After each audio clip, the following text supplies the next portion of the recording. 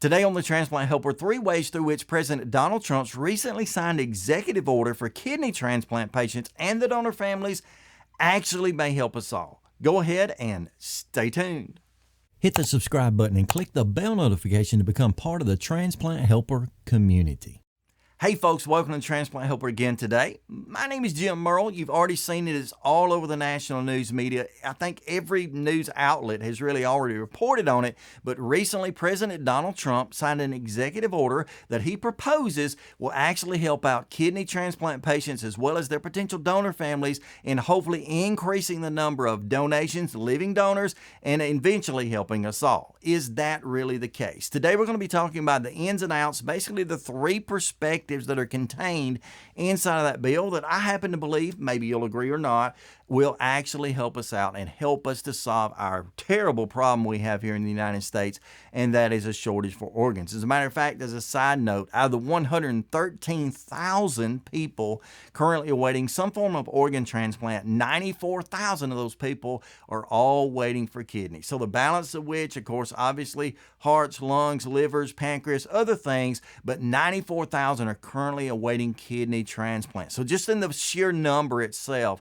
we already know Houston, we have a problem, okay? There's a huge shortage of the availability of organs, as well as at the same time, there's a huge shortage for treatment, really, for those who are in end-stage kidney failure, those who need the transplants and are having difficulty gaining access to it. So if you've not already read the articles, seen all the news that's been scrolling through, I'll tell you up front, it's been a little bit complicated to read through, to examine, and to try to decide exactly what this order is set to do. But I've tried to do that to the best of my ability. I'm not perfect, but basically it comes down to 3 basic things that are promised inside of this executive order. Now, the first being basically that they're promising through this executive order to increase federal funding to donor and donor families. Okay, now I don't know if you realize this, that if you decide to donate a kidney to someone, which you can, that's a living organ donor donation. If you decide to do that, supposedly doing that to you as the donor is absolutely free. Now, when we talk about something being absolutely free, we have to be careful because that doesn't mean it doesn't come with some expense or some cost. For example, if you decide to donate your kidney, you can go into the hospital to make that donation. The surgery itself, the hospital stay, all the treatments around that, the medications that may be needed after surgery, even if it's something as simple as pain medication, whatever, all of that can be covered. All of that in the United States for you can be absolutely free. Now, on the recipient side, that's not the case. Of course, we hope and pray that we have good insurance and, a good means of paying for that. But on the donor side, it's basically absolutely free. However, where Trump's executive order steps in and promises to help is the fact that even though the hospital stay and the medical treatment itself may seem to be free, that doesn't take away the expense of donating an organ. Things like loss of wages while you're out of work, which you can be out of work for weeks or months. Things like travel expenses, housing expenses, if you're going into a city that you're not already living in to make this donation, things like child care, and on the list can go of outside non-medical expenses, which are real. And this Trump executive order hopes at least to try to resolve some of that and promises to provide that federal funding for such. Now, as far as knowing where that's going to come from, how that's going to work, I don't know. I don't think anybody does at this point. But at least the order has been made so this can possibly be made something that's real, something that eventually will help us all. So that's the basic first point there, federal funding for the donor and donor families. Number 2, he promises to supposedly help improve the process of the OPO. And OPO stands for Organ Procurement Organization. Things like the United Network for Organ Sharing, or UNOS, other organizations that really work hand in hand between as liaisons between potential patients and potential donor families, where they make those connections, where they decide who is to be approved for transplant and who is not, who's to be a viable candidate. They bring those matches together.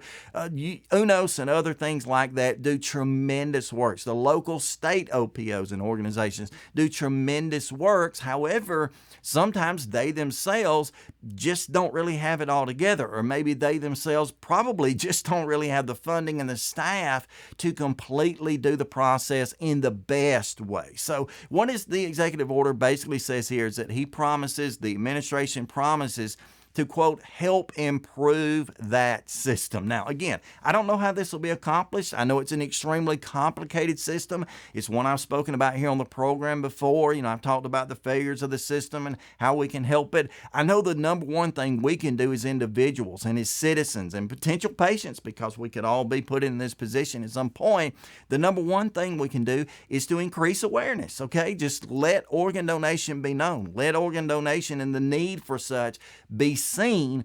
That is the best thing we can do. So if this executive order does nothing more than that, and I think just putting something in the news is already a huge move in the right direction, but this specifically promises, again, to help improve the process of the OPOs. Now, in the third place, and I think this is huge, especially for kidney transplant patients because it's who it relates to, it promises to assist in financing and making possible more and more the option available for having home dialysis. Now, I get it. There are some cases, there are many cases, as a matter of fact, where being placed in the hospital, at least having to go to a specific dialysis clinic, where that is altogether appropriate and altogether necessary. Okay, that happens. But there is a majority, or at least a group of people, however, who really, if the funding was there and if the availability of maybe a little help was there, they could absolutely do this dialysis themselves or along beside a caregiver, family member at home. As a matter of fact, I knew a man several years ago. He passed away for other reasons, but he was on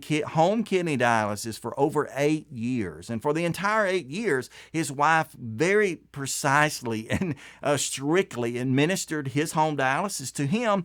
And it was actually a wonderful way of going about it. Rarely was he in the hospital. Rarely did he have to go see the doctor other than for checkups. It was just a good system. But not everyone has that access. Not everyone has that ability, especially to financially pay for those things. So if, and I hope that it will, if this executive order somehow does what it claims to be proposing to do, and that is to give that access to more people and to help financially assist more people into having a home dialysis, there's no doubt that could be tremendous. That could be a huge move as far as the likelihood of someone living out long enough. Because again, this wait list is way too long, and you have to live for so long, and most times live on dialysis for so long.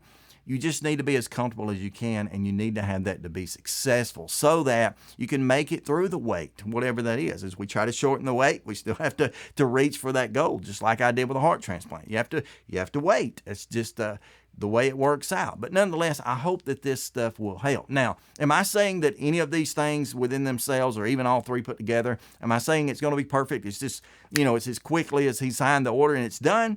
No, it's certainly not that way. It'll take effort. It'll take finances. It'll take a lot of things coming together to make things like this work. But I am appreciative of the fact that his administration, whoever it was, and whether you want to claim it was for a vote in the upcoming election, I don't even care. But whatever it was, something was done, and something was done to attempt to move us forward. So I hope this helped you in some way. Again, sifting through all the red tape and the fuss and the mess of trying to read through this, I think this covers the basic points. So federal funding for donors' families, especially for the outside hospital situations, improvement of the OPO process, and home dialysis availability. I think all of that's a big help. I don't know if you'll agree with that or not. Be sure to scroll down beneath this video. Start commenting below the video. Give your suggestion. What do you think could help or would help? What could make the process better? And do you feel like this is a move in the right direction? I happen to think it is, but I don't know. I'm not a kidney transplant patient. I'd love to hear your thoughts. Again, thank you so much to each of you. If you're waiting currently on a kidney transplant list, I want you to know I'm your biggest fan. I'm cheering you on. I'm praying for you. I hope that things go well. Thank you so much for joining me today. Until next time, stay stronger, friends.